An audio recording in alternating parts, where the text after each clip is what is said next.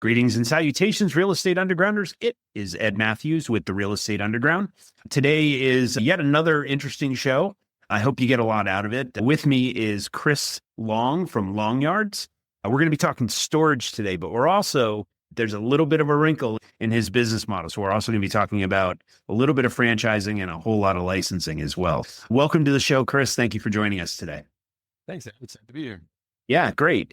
So for the folks out there that haven't come across you in social media world, why don't you tell us a little bit about yourself? Yeah, cool. Chris Long, founder of Long Yards Storage, started off as a blue-collar carpenter in construction, Canadian. Some people get the accent right away. Hopefully becoming a 51st state. That works. Oh boy, good luck with that. But yeah, so I got into trades young, started building, just a builder by nature, just love building, love changing landscape. I found a niche in the marketplace that wasn't being fulfilled properly. It was storage yards, smaller storage yards. I had the need for myself. Didn't exist. I was like, you know what? I'm a simple guy. I think if I need this, other people need it. Sure enough, I built that business and now we're expanding internationally. We have over 17 partners and I immigrated to the States and we're just full in. So Long Yards in a nutshell, a little bit about me. All right, fantastic. So there's a lot to unpack there. Yeah. I'm going to skip right over the 51st state thing because I think we can talk a long time about politics, but I'd rather not. So so I wish you luck with that process. And so with regard to the unique business model, so why don't you step us through, like we were talking about before I hit record, we were talking about franchising, and obviously you've done a little bit of that, but it's mostly a licensing play, right? So let me just go over what is Long Yards, right? What are storage? Yeah, great. Most people get self-storage, right? You go to a facility, you roll up your doors, you put your stuff in, right? Lock it up, call it a day. Our concept is the same, except it's yards for contractors. So you go to your facility and you got a road down the middle or however, and on both sides, you got multiple yards. And every yard enclosed with gates, and you got cameras, power, and in the yards, we provide long offices and long boxes, which are containers and offices on demand when you need them, with everything you need. That's Long Yards. We're doing contractor storage yards, scale with great partners. How we do that is either we were franchising, but we're recently moved to a more licensing model. And yeah, we're just looking for great partners to expand. It's funny. We got approved by SBA. So if you look on the SBA directory and you put Long Yards right underneath Longhorn Steakhouse, but as a Canadian, I can't actually get SBA because I don't have a green card. So what we've decided to do is partner up with a bunch of great partners who are American to use SBA. So we just do a partnership on the property. We help find the deal and roll it out. So a lot to unpack. That's what we're doing. And that's what Rainy UT. Okay. So that's why licensing versus franchising, right? Yeah, exactly. There's a few things to unpack, pros and cons on each side, but for the most part, we're finding it easier with licensing, and that's the direction we're heading in. It's a fascinating niche because I know there's a guy I follow on Twitter or X, whatever you call it now, Chris Ramsey, who does something similar to this.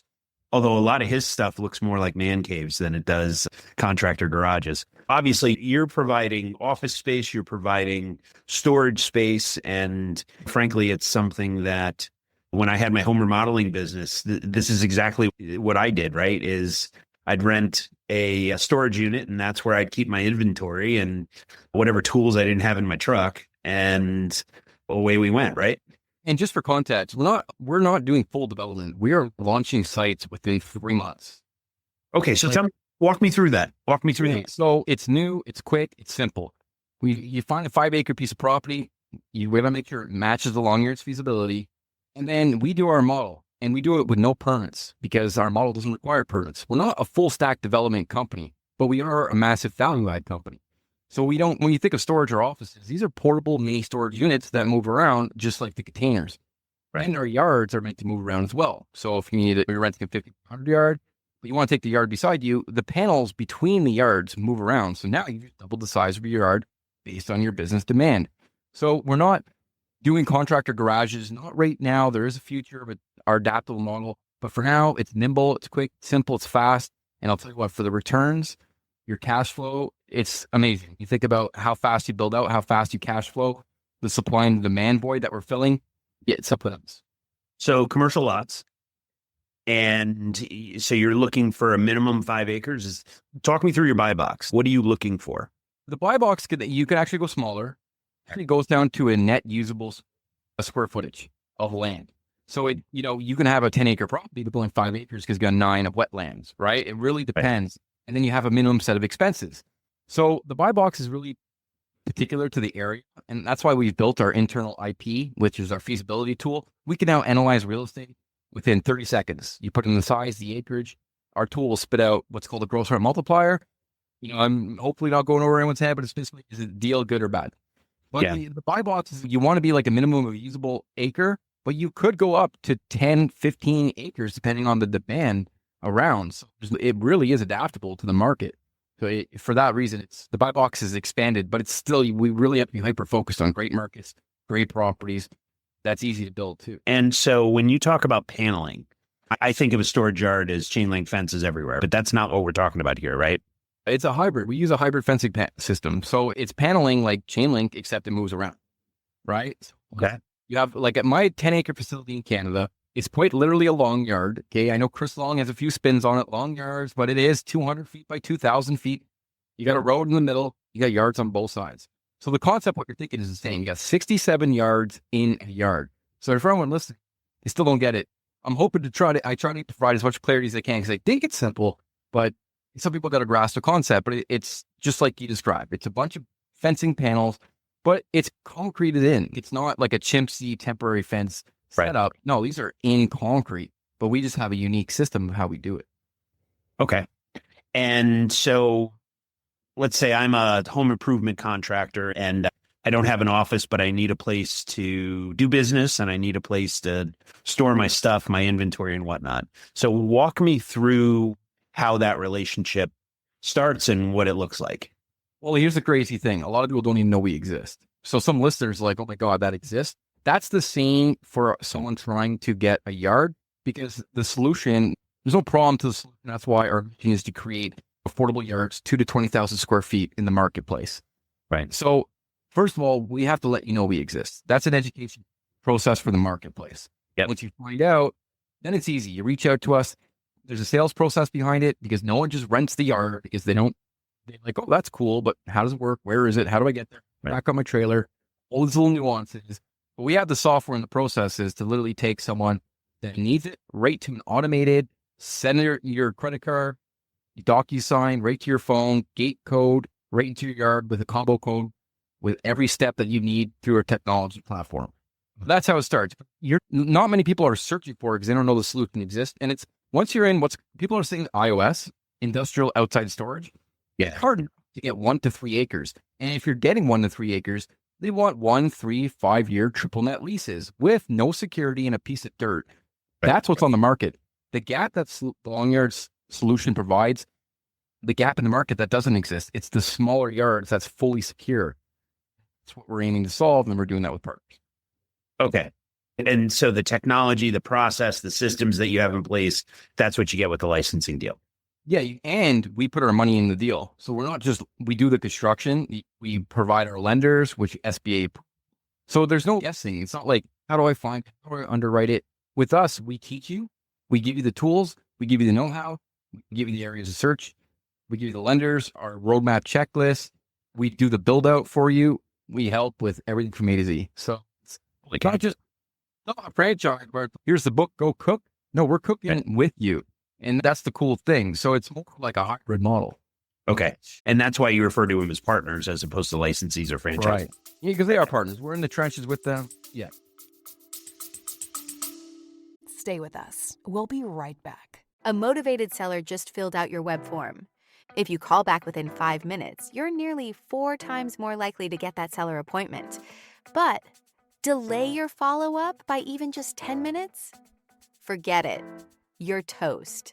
Ella Vista Connect calls that lead back in 60 seconds, qualifies them, and schedules your meeting. Find out how much slow follow-up is costing you. Free calculator at ellavista.com/underground.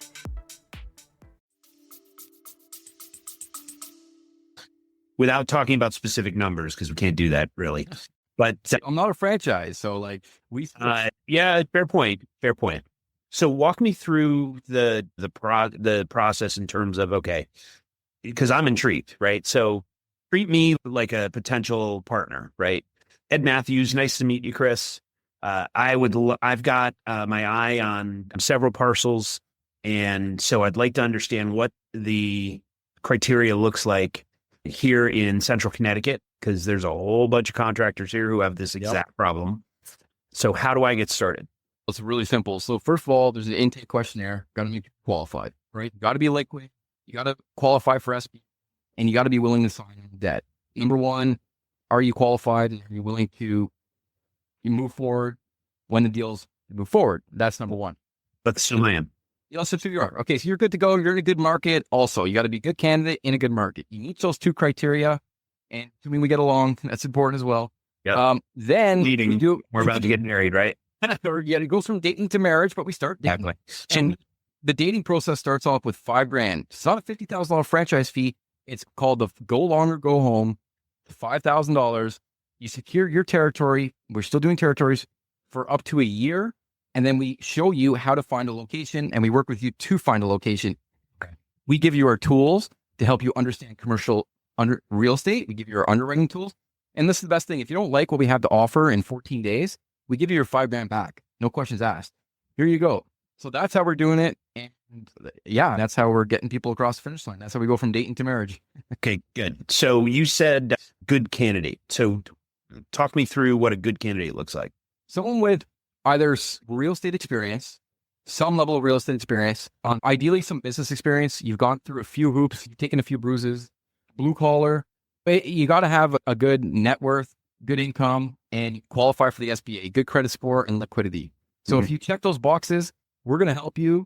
We don't expect it to be perfect. You don't have to be a perfect candidate, but you do need to have a drive, meet some of those check boxes. And because we're pioneers, I'm a pioneer in the space. I got my first location. I had to literally knock on doors, do everything I did to lease it up, get it going. So you don't have to be a perfect candidate, but you got to qualify for SBA and you got to be liquid. And then we put our money in the deal with you, and we're going to be selective with that deal to make sure that it's 100% confident before we move forward. Yeah, you're putting your own money in, so of course you are. Yeah. And to be fair, we do the construction. We're vertically integrated. I was a general contractor for 10 years. I'm a licensed carpenter. So that's how we make our money, right? And we get bids and we're competitive. And because we do the work, we put our sweat equity back into the deal. That's how much we believe in it. Okay. And what's a typical build out look like? Anywhere from $1.30 to $2 a square foot. And it really depends on what we call tier of land. In our feasibility tool, we have different tiers. To keep it simple, tier 1 is like ready to go. You can park right away. Tier 4 is like a forest that you need to go through development. So our long yards build out is above what we call tier 1, ready to go. But your site work and your site plan approval, depending on your area and your land options, that can range from another $2 to $4 a square foot. So it really depends. And then you have your carrying costs to get there. So we're focusing on tier 1 with great partners, and we have a really focused in on who we want to work with and what kind of deal we want. Okay. And so when we look at tier 1, so the property is relatively flat, cleared, utilities? We just need electricity. Okay. All right. Yeah. Yeah, oddly shaped. Give me the most weirdest shaped property with electricity and we will make it happen. Okay. All right. Interesting.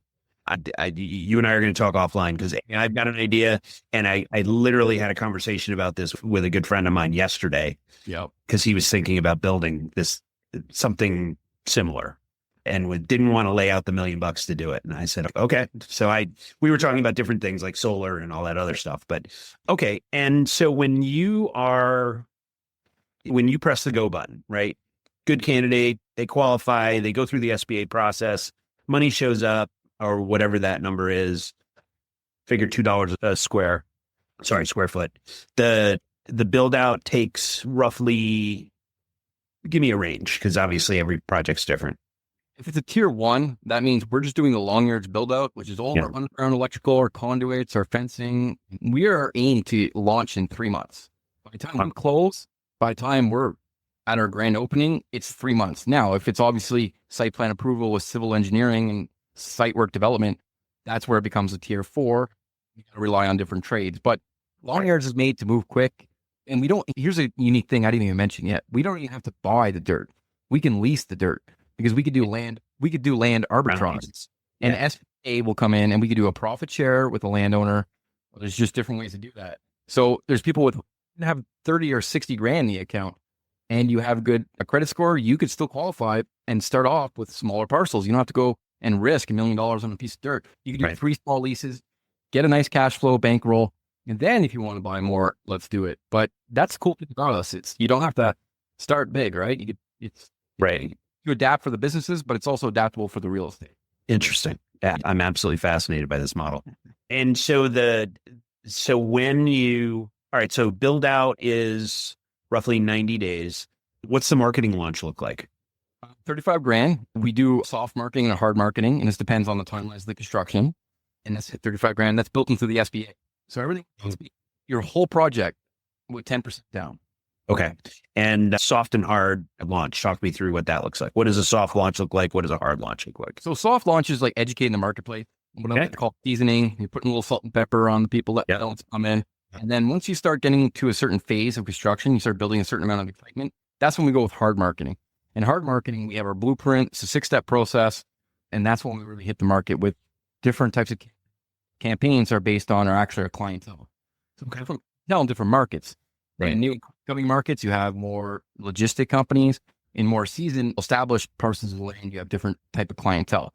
And you could easily spend and burn a lot of money going after the wrong clients in the wrong market if you're doing it right. So we're getting that dialed in, always improving as well. Yeah. So the channel's probably not pay-per-click, right? It's probably more like direct mail and more conventional channels. So there's definitely different channels, digital media. Yeah. It depends on the market and where you're at. Okay. All right. Yeah. I'm a recovering marketing geek, so I'm curious about them. Wow. Interesting. Okay. And you said 17 partners. So I assume that's 17 locations roughly, or 17 territories. Yeah. We got different partner locations between LOIs and fully open. So Sure. we're still new, and I'm transparent with that. It's a newer concept we're building out. And honestly, it's more important to have partners and build long-term relationships. Yeah. That's where we're at right now. Okay. And how many of those? So I'm here in Connecticut, right? And you've been operating for a period of time in Canada, and Right. welcome to the States. And if you're ever in the Northeast, let me know and I'll buy you a beer, or a cup of coffee or whatever. But I'm curious about how many locations ranging from LOI to up and running you have here in the States. 15. Okay. Wow. So you've got some really good traction. Yeah, and it's funny because we implemented traction with EOS, so we got our rocks and we're chipping away. Fancy. And with the unique selling proposition, people are like, "Wow, for $5,000, and if I get it back, then that unique." Yeah, it's easy, right? Yeah, and so much value within the first few days. We give you a scorecard with a checklist, with the feasibility tool. We're there to help you answer any questions. Then you start seeing the numbers. You're like, oh my God, I got to make this happen. And I'm going to leave the, oh my God, I got to make this happen numbers. I'll leave that to the folks that are out there listening and pick up the phone and call you, just in case. But because you're a really nice guy, but I'm not willing to do time for you or answer a phone call from the SEC. So as far as the process goes, how long have those 15 units, those 15 territories been operating? Have they been operating more than a year? Well, the one in Canada has been operating the longest, and we're cutting ribbons in multiple locations this spring, summer into the US. Okay. Yeah, and that's what we were doing, like full development, and some of our projects through tier 4 went 2 years long. Yeah, they're forever, right? As soon as the government gets involved, you're slowing to a crawl. So that's one of the reasons we're going to focus strongly on tier 1 and just hit the ground running. So we have more momentum that's going to be moving faster for us. Right on. Yeah, get some scale and then have a nice blend of tier 1 to tier 4 and build. I got it. All right. Wow. Every once in a while, I have a conversation like this and I think, damn, I wish I thought of this. So congratulations. One of the things I'd like to do is walk you through our lightning round. It's called the Final Five. Right. And I'm always curious about what makes leaders like you tick. So hopefully I'll peel the layers of the onion back a little bit. So do me a favor. First thing is finish the sentence. My purpose is drive. Okay. People drive. One word. All right. Love it. Love it. And I'm always fascinated by mentors and folks that have helped you along the way. So I'm curious, what's the best advice you ever got and who gave it to you? Say no quickly. That's probably the best advice I learned. Awesome advice. Through one of my first coaches, Bruce Firestone, founder of the Ottawa Senators. So I'll give a shout. But yeah, that was a good piece of advice. And I was taking a lot of bruises at the time. Say no quick. There's a reason why he's in the position he's in is because he learned that young. Yeah. Yeah.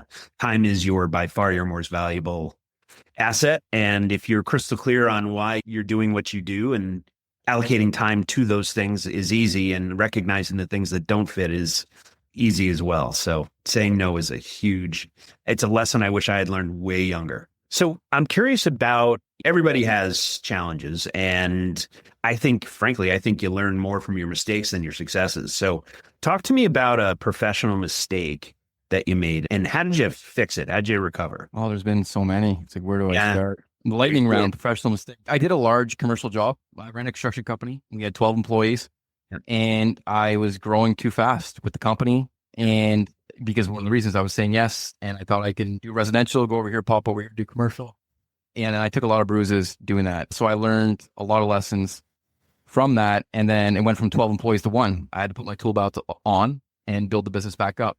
But in 2 years, I was making more money with less people, being more efficient. So the lessons came out of there is systematize your business and be very methodical about the people you bring around you, and be very selective with the jobs and the people you take on as partners. Yeah. And it's easy to say, it's hard to do. Yes. That was one painful lesson that took a good chunk out of my life. Now it's invaluable. Yeah. Focus is everything. I always talk to people and they're like, you do, Ed, I see you on your website. You do, you're in the multifamily business. You're in the flipping business. You've got a virtual assistant business, but I don't run any of those companies. I manage the managers. There are people that are focused on each and every one of those companies, and it's a process, right? And you require sleep as a human being, and there's only a finite amount of time in the day. Use your time judiciously, learn to say no, and focus on the main key. As my mentor, Pete Black, always used to say, keep the main thing, right? Yeah. So leaders almost universally are readers, right? And reading these days can mean a lot of different things. So I'm curious about how you consume information. How do you learn, like through books or conferences or YouTube or whatever? And who are you paying attention to these days? Yeah, great. Alex Ramosi is definitely big. I'm reading Atomic Habits right now, and Slicing Pie is a good one, just with our growth. I'm always consuming knowledge based on my biggest pain point. I do commit to a book and I'll finish it through. But then with my business, where's the biggest pain, which goes to a hire? But how do I make sure we're building a culture and I keep that person onboarded and not do things a second time with? Yeah. So Atomic Habits is a big one because it's about getting 1% better every day and becoming a new identity. And I think it's about not just consuming knowledge, but retaining it and implementing it. So it's about the habits you create. And that's a good book and a good lesson that I'm on right now. It's just a good reminder to mention. Yeah, man. But one of the things that you just said is really important, right? Because people will go buy a book or an audiobook or whatever. They'll get that dopamine hit. Hey, I just did this and it feels good because I'm going to get smarter. A lot of those people don't even read the book. And here's the thing, the folks that actually read the book, most of them don't implement what's in the book, the lessons they learn. And that is the reason you stay up till midnight reading Gino Wickman and Attraction, is because tomorrow you're going to take the lesson from chapter 6 and go implement it in your company or figure out how to implement it. So powerful. Sam Ovens is a good person listening to as well as the founder of School. It's about 7 years ago, this YouTube clip out, and he has an obsession. So if I am watching a crappy show, I'll make sure I finish it. And I just ordered the book from Michael Jordan, and you got the lessons from there. It's like, don't please start if you tell yourself you're going to finish it, even if it's boring or dull, finish it. Just get that habit of, if I'm starting this, I'm going to see it through. Right on. Powerful, because it's habit creation. It's about discipline. That's what gets you to the next level. Exactly. Okay, last one. What does success mean to you? Very good question. No alarm clock, slow mornings, and freedom to choose who you want to do business with. Couldn't have said it better myself. In the mornings, I don't have anyone to answer to. If I don't like someone, I don't have to work with them. And that life. And when you reach financial freedom, it's like, now I have purpose and drive. It's like, I want to do this for more people, but man, not having to answer to anybody and no alarm clock. And with my daughters and my wife's stay-at-home mom, house, I wake up and I already won. It's a success. But I got to remember to be grateful. Sometimes I'm so like chasing the next deal. Chris, enjoy this moment because it's going to be gone. But yeah, it's amazing. I'm older than you. And one of the reasons why I got into real estate was something my wife said to me 15 years ago. Or 10 years ago. You're missing so much good stuff at home. I have 2 girls and they're now 22 and 17, and hanging out with mom and dad is nowhere near as cool as it used to be. And the real estate in my world was all about that exact thing, right? Is the time freedom to, at 4:00 today, I'm scooping my 17-year-old up and we're driving up to the local sports dome and she's going to go play in a softball game and I'm going to coach her. Right. And there's nobody here I need to ask for permission to do that. Nobody on earth, maybe my wife, but because you know how that goes. But We all have our boss. our boss. Yeah. I answer to a board of directors and there's 3 women, 50 something and 2 teenagers. So Yeah. But that's success. yeah, it sure feels like it, man. All right. So when not talking about real estate or your business, what do you like to do for fun? It's so funny. I'm a builder, so I'm building a castle for my daughters right now in our playroom, and it's got monkey bars and climbing ropes and a little cute. I built a 2-story with a balcony and a slide with a foam pit. So I'm just a builder. I love changing dirt and I love building. It's not in me. Like I don't do it for the money. I just love building. My free time, I'm probably buying a new tool and looking to build something. It's a love-hate relationship because my wife's like, Chris, go do her kitchen, but I'm like, no, I want to do this, and then it's always a battle of what's next on that house. Right. But it's like the story of the cobbler's son. Everybody else has nice shoes in town. exactly. It's hilarious. One room at a time. We buy a house every 5 years usually. And it's just like the girls' bedrooms have coffered ceilings. And then the kitchen just looks like it's dated by 30 years. The funniest thing. Until you go to sell it. And then the last months, the kitchen's gorgeous. And then you can rinse and repeat. But it's funny. Our lives have paralleled. I do the exact same thing to my wife. Hilarious. All right, so if people want to get in touch with you or learn more about Long Yards, what's the best way to do that? Yeah, just go to our website, longyards.com, learn a little bit about us, fill out a form. We'll get that in, or you can email me directly, clong@longyards.com. Awesome. Chris, you have a rockin' business. I can't wait to see this explode. Don't hang up when I stop the recording because I got a whole bunch of questions for you. But congratulations on a really strong start, and I wish you continued good fortune. Thank you for joining us. Thanks, Ed. Appreciate being on the show. Truly my pleasure. This has been the Real Estate Underground. Don't forget to subscribe. It helps us grow.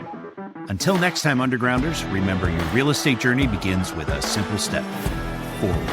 Now get to it. Bye for now.